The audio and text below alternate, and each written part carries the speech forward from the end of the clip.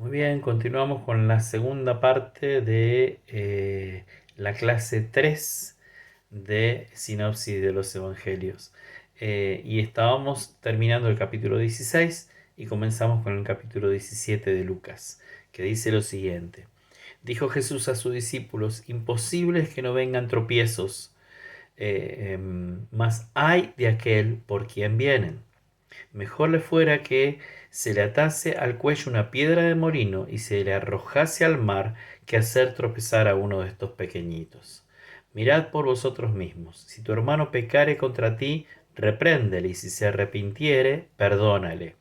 Y si 7 veces al día pecare contra ti, y 7 veces al día volviere a ti diciendo me arrepiento, perdónale. Hasta allí leemos este pasaje ahora y vamos a tratar de analizarlo un poco.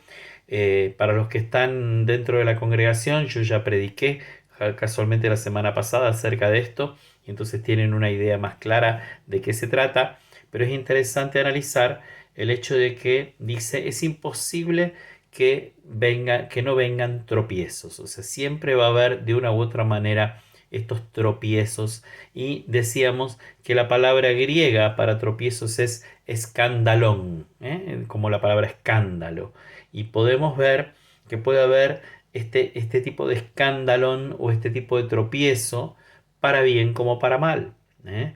Como por ejemplo Jesús fue un tropiezo para el pueblo de Israel porque casualmente si caían en eso, conocían la verdad, conocían el verdadero mensaje que estaban esperando de su Mesías. Pero también podemos analizar la idea de tropiezo como una idea de algo en la que nos hacen caer, que de alguna manera así es como está planteado en este pasaje. ¿eh? Dice que si alguien hiciere caer, o si, o sea, hay de aquel por el que viene el tropiezo, por el que alguno puede llegar a caer. ¿No? Y dice, más vale, mejor le sería que le atasen una piedra de molino al cuello y de esta manera se ahogase en el mar. O sea, la realidad es que está diciendo mejor sería que no lo hiciera de ninguna manera y bajo ningún punto de vista. Esto es lo que está queriendo decir el Señor. ¿eh? Pero también dice claramente, mirad por vosotros mismos. Si tu hermano pecare contra ti, repréndele y si se arrepiente, perdónale. Acá donde vemos la necesidad de reprender, la necesidad de no dejar pasar. Lo que está diciendo es, no hagan como que no pasó nada. Simplemente vayan y reprendan en amor. El Señor nos da la libertad para reprender el amor. Es más, lo tenemos que hacer. Él nos pide que lo hagamos. Vayan y repréndanlo. Porque de esa manera vas a ganar a tu hermano. Si tu hermano se arrepiente, estás ganando la relación con tu hermano. El problema es que si no se arrepiente, el Señor nos pide que lo perdonemos igual, por más que la relación obviamente queda afectada. Esto es así. ¿eh? Dice, y si se arrepiente una vez, perdónalo. Y si se arrepiente dos, perdónalo. Y si 7 veces al día viniera y te dijera que se arrepiente, perdónalo también. O sea, el Señor lo que está queriendo es que tengamos la capacidad, la misericordia, el amor y la capacidad de perdonar como la que Él tiene con nosotros. Yo creo que la comparación es muy válida. Es como si el mismo Señor nos dijera, ustedes tienen que arrepentirse a veces hasta 7 veces por día o más, y sin embargo yo siempre los perdono. Entonces, es como diciendo, hagan ustedes lo mismo.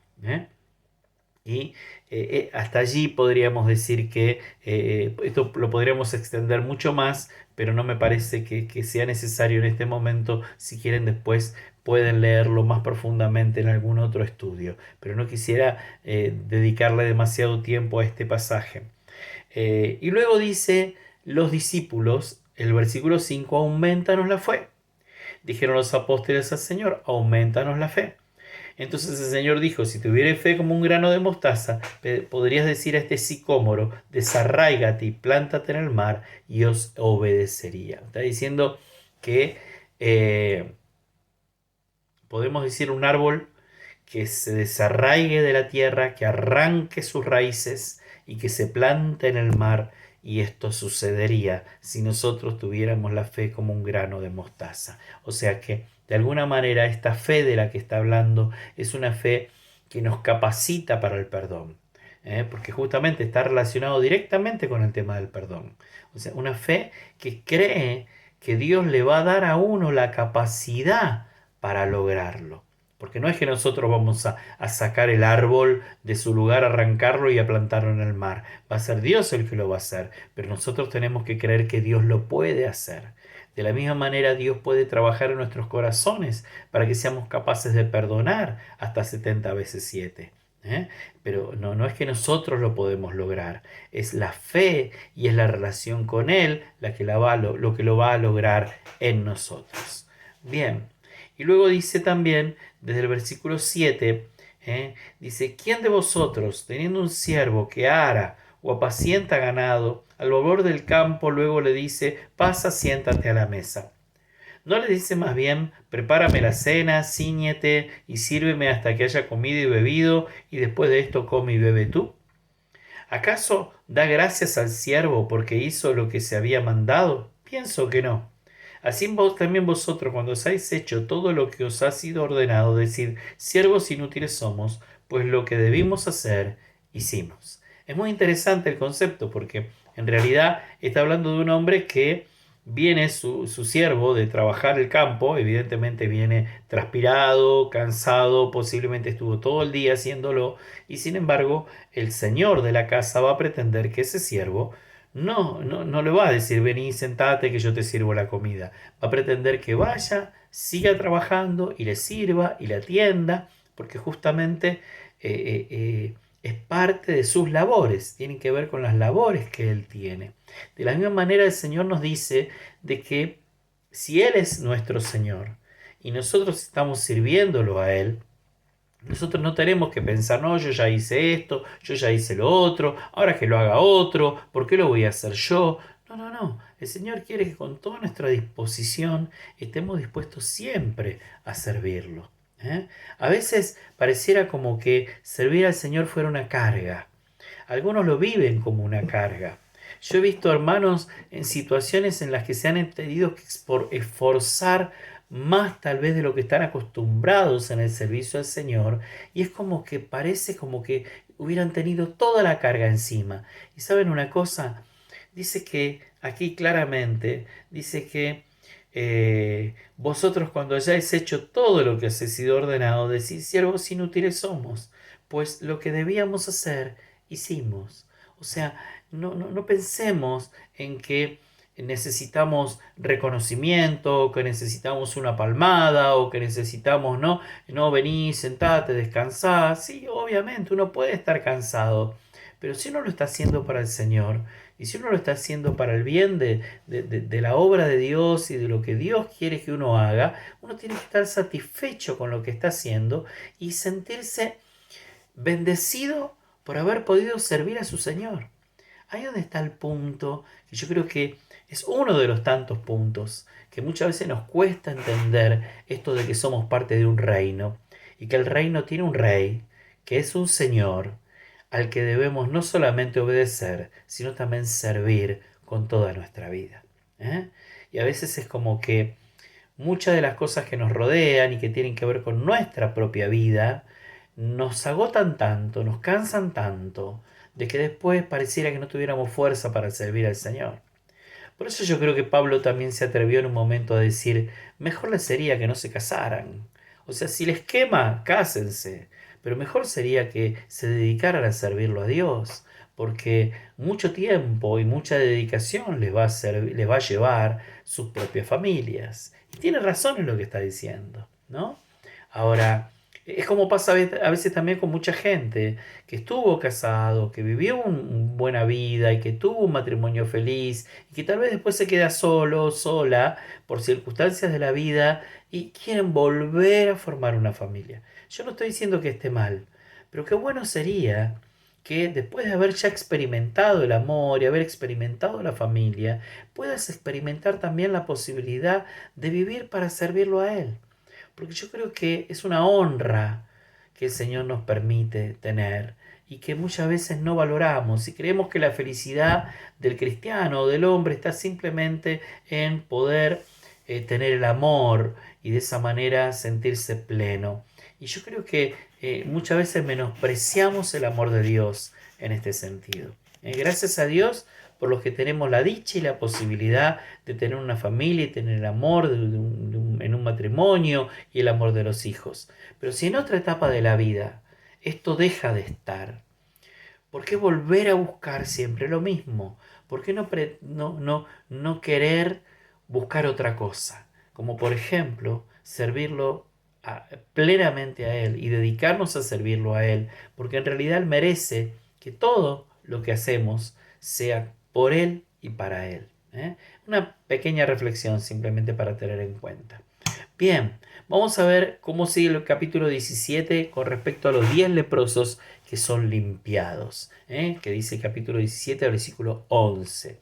10 leprosos que son limpiados. Espérenme un segundito que avance un poquito acá también en el estudio para poder estar viendo todo al mismo tiempo, por cualquier detalle que se me pueda escapar y esto me puede servir. Bien. Eh, Es interesante ver algunos escritos de Spurgeon con respecto a esto, ¿no? Fíjense lo que dice acá. Spurgeon, que fue llamado el príncipe de los pastores, ¿eh?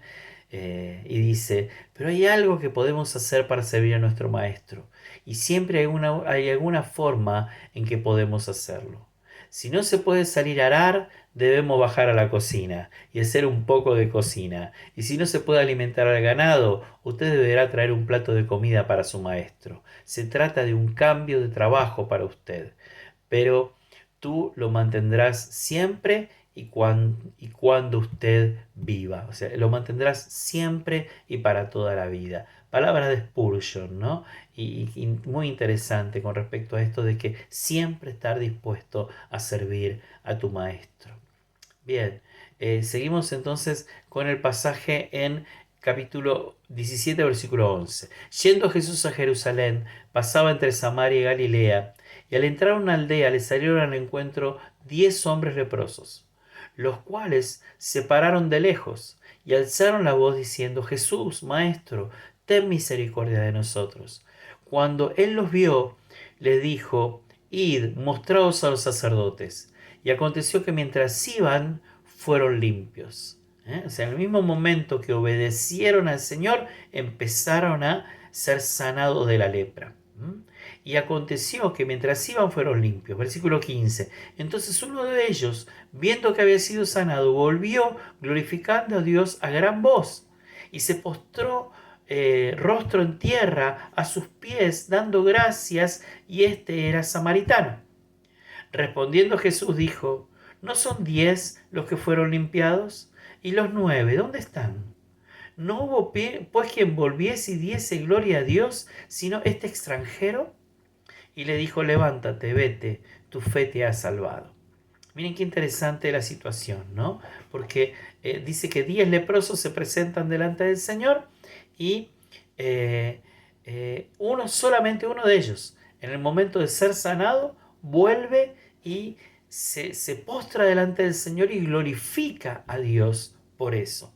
Y justamente es aquel que no es del pueblo de Israel, que no es del pueblo del Señor, el pueblo al que el Señor había sido enviado, sino que es un samaritano, justamente como sabemos y como hemos estudiado, una de las personas rechazadas por el pueblo judío, un pueblo rechazado por haberse mezclado con otros pueblos antiguamente.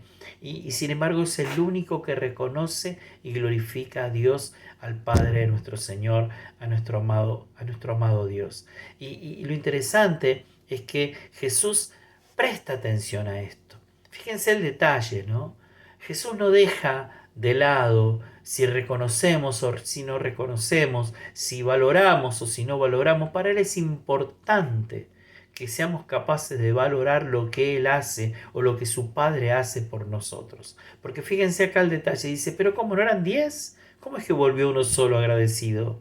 ¿Que los demás no se dieron cuenta de que habían sido sanados? ¿Tan ciegos estaban o tan adoloridos estaban que obedecieron pero no se dieron cuenta que estaban sanados? No, evidentemente sí se dieron cuenta, pero sin embargo no volvieron a glorificar a Dios.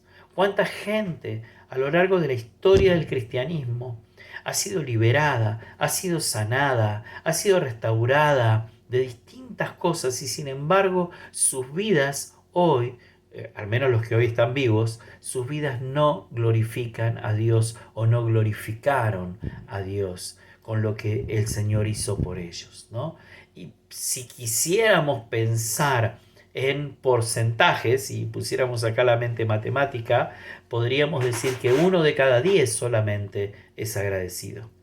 Si tomáramos este concepto de la parábola, de esta experiencia, no es una parábola, es una experiencia. Jesús realmente sanó a estos 10 leprosos y sin embargo solo uno. De 10, uno. Solo el 10% fue agradecido. Y a veces nosotros los pastores nos quejamos porque le predicamos a mucha gente, con mucha gente va y viene de la iglesia y tal vez le hemos dedicado a mucha gente tiempo de consejería, tiempo de sanidad, tiempo de oración y muchas veces no son capaces de ser agradecidos con Dios y se dan media vuelta y siguen su camino. Bueno, acá 9 de 10 siguieron su camino. Interesante pensar en qué pasó con respecto a esto, ¿no? Eh, Dice esta palabra, ellos se mantienen a una distancia, ya prohibida por la ley. O sea, claro, ellos cuando se ponen delante del Señor tienen que estar a una distancia. O sea, los leprosos no podían acercarse al resto del pueblo, así como no podían entrar en los pueblos. Solamente en los caminos se cruzaban con la gente, pero tenían que estar a una determinada distancia. La palabra aquí que tenemos que tomar es la palabra diameson, que se traduce mejor o a través del medio de o entre, en referencia a los viajes de Jesús a lo largo de la frontera entre Samaria y Galilea. O sea, esta situación sucedió entre Samaria y Galilea, eso es lo que nos está expresando. Y le dicen, maestro, ten misericordia de nosotros.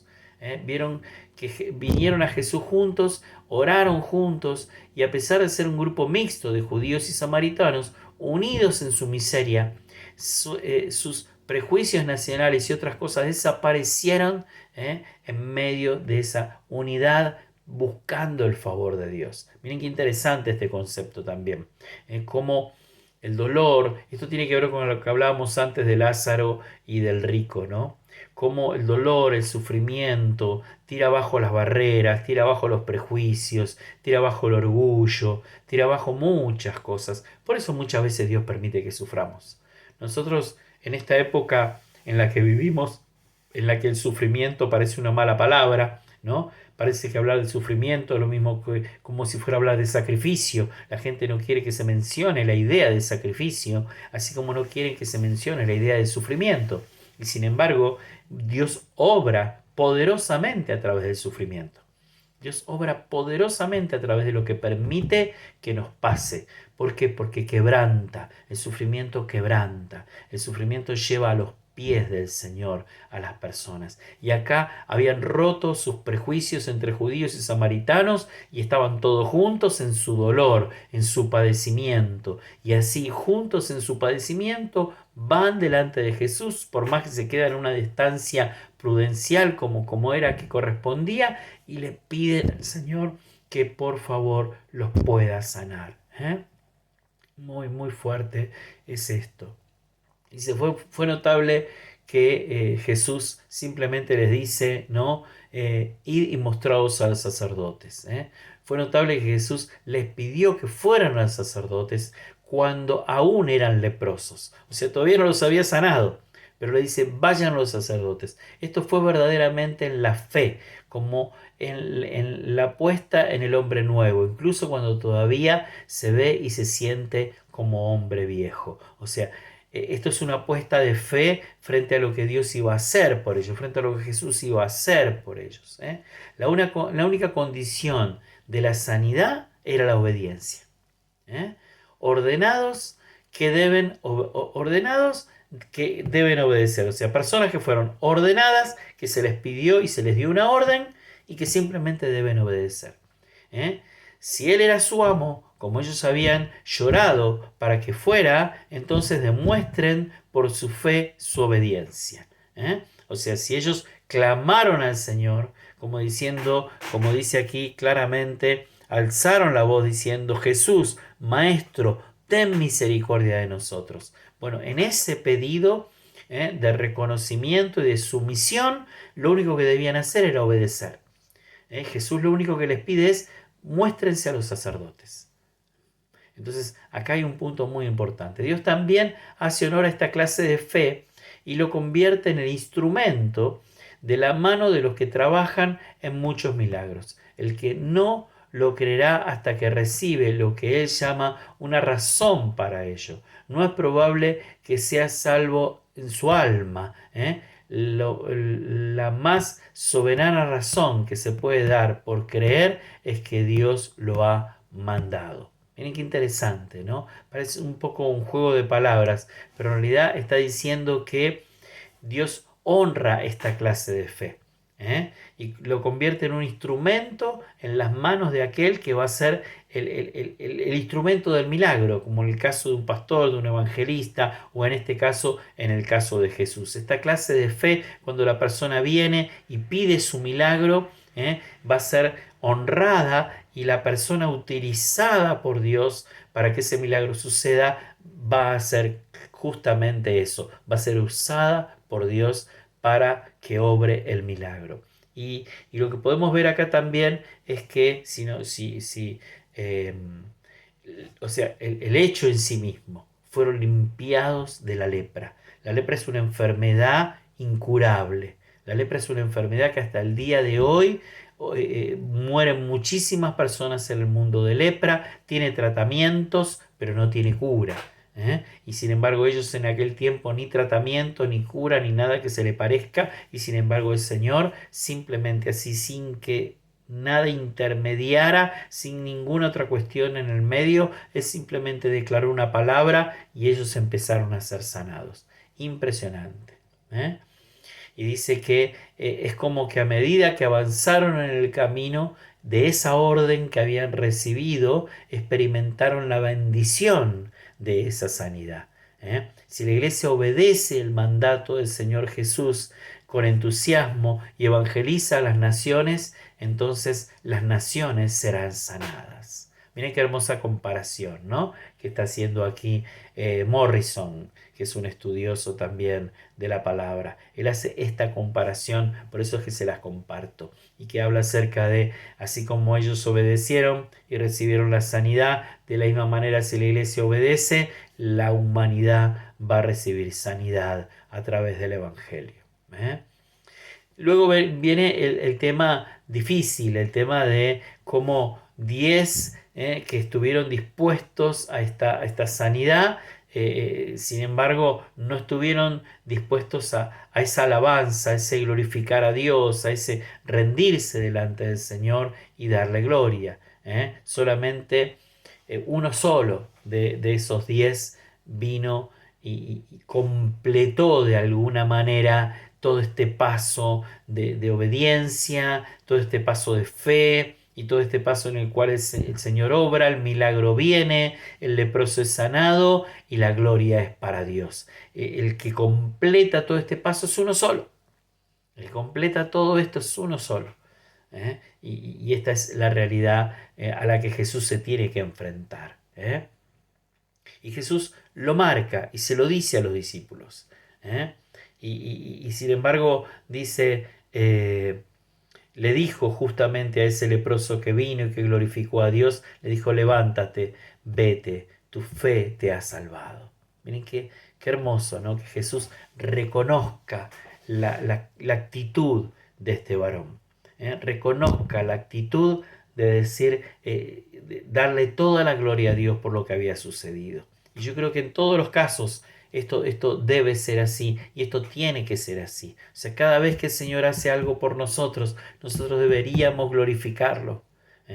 Ustedes saben que yo creo que en la iglesia del Señor hay un montón de testimonios que no se dan. Hay un montón de cosas que Dios hace por nosotros que no se dicen. Y a veces no se dicen porque son cosas que no queremos que se sepan. son cosas que queremos ocultar, que sin embargo Dios nos sana o Dios nos libera de un vicio, de una atadura, de un mal pensamiento, de lo que fuere, pero no lo contamos para gloria de Dios. ¿Eh? Y Dios no es glorificado en eso que hizo en nosotros.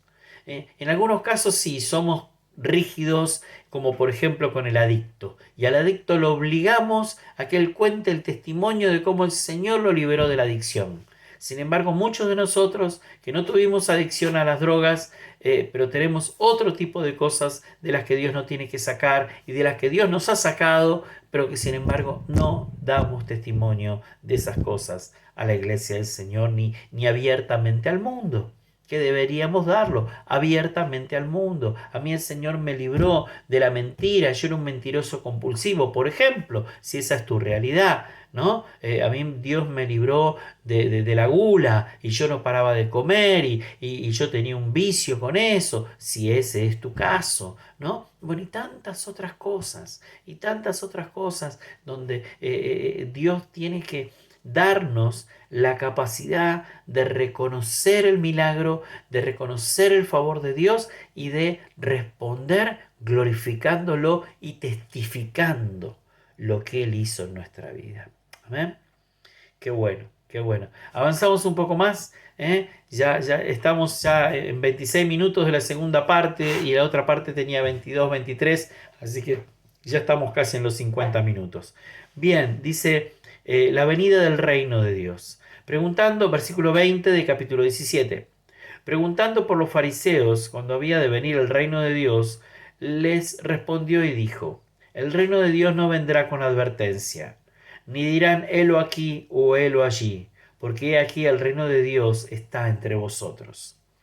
Y dijo a sus discípulos, tiempo vendrá cuando desearéis ver uno de los días del Hijo del Hombre y no lo veréis. Y os dirán, helo aquí o allí, y no vayáis ni lo sigáis, ¿no? Y luego dice, porque como el relámpago que al refulgar resplandece desde un extremo del cielo hasta el otro, así también será el día del Hijo del Hombre en su día. Pero primero es necesario que padezca mucho y sea desechado por esta generación. Como fue en los días de Noé, así también serán los días del Hijo del Hombre. Comían, bebían, se casaban, se daban en casamiento, hasta el día en que entró Noé en el arca y vino el diluvio y los destruyó a todos. Como diciendo, va a ser un de repente. Va a ser de repente. Asimismo, como sucedió en los días de Lot, comían, bebían, compraban, vendían, plantaban, edificaban, mas el día en que Lot salió de Sodoma, llovió del cielo fuego y azufre y los destruyó a todos. Así será el día en que el Hijo del Hombre se manifieste. En aquel día, el que entre en la azotea y sus bienes, el que esté en la azotea, perdón, y sus bienes en casa, no descienda a tomarlos, y el que en el campo asimismo no vuelva atrás. Acordaos de la mujer de Lot. Todo el que procure salvar su vida la perderá, y todo el que la pierda la salvará. Os digo que en aquella noche estarán dos en una cama, y uno será tomado y el otro será dejado. Dos mujeres estarán moliendo juntas, la una será tomada y la otra dejada. Dos estarán en el campo, el uno será tomado y el otro dejado. Y respondiendo le dijeron, ¿dónde, Señor? Y él les dijo, donde estuviera el cuerpo, allí se juntarán también las águilas. Hasta allí este pasaje es un pasaje tremendo, es un pasaje muy, muy fuerte en lo que nos habla con respecto a lo que es el día del Señor, o sea, cuando estamos hablando de la segunda venida de Cristo, y también acá está hablando del arrebatamiento, cuando va a ser quitada la iglesia de la tierra. Todo el pasaje nos lleva a eso y dice, el reino de Dios no vendrá con advertencia, dice primero, y luego da los ejemplos, el ejemplo de Noé, y el ejemplo de primero, perdón, como fue en los días de Noé, dice primero, sí, y después los días de Lot. Perdón, se me mezclaban. Dio los dos ejemplos, de los días de Noé y los días de Lot. O sea, como que no va a haber aviso. Esto va simplemente a suceder. Y en el tiempo del Hijo del Hombre, o sea, cuando el Hijo del Hombre venga, cuando Jesucristo venga, va a suceder de esa manera. No va a haber advertencia, va a ser de repente. Y por eso es que lo que Él pretende es que estemos preparados para ese tiempo. Nosotros deberíamos acostarnos cada noche totalmente en paz, totalmente arrepentidos, totalmente santificados delante de Él, totalmente agradecidos y totalmente en alabanza y en adoración a su nombre, reconociéndolo a Él y de esa manera dormir así como despertar cada mañana, ¿no? ¿Por qué? Porque no sabemos cuándo es el día. No sabemos en qué momento el Señor va a hacer sonar la última trompeta y las cosas van a suceder así en un momento y nada más, ¿no? Y esto es lo que está aclarando Jesús. ¿eh?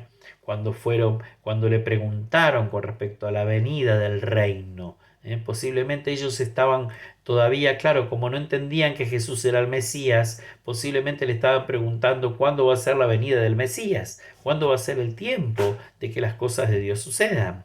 Y Jesús simplemente les dice eso, o sea, no va a haber advertencia, las cosas simplemente van a suceder. ¿eh? Y lo que dice también en la segunda parte es no pretendan volver atrás, no pretendan rescatar nada de sus vidas.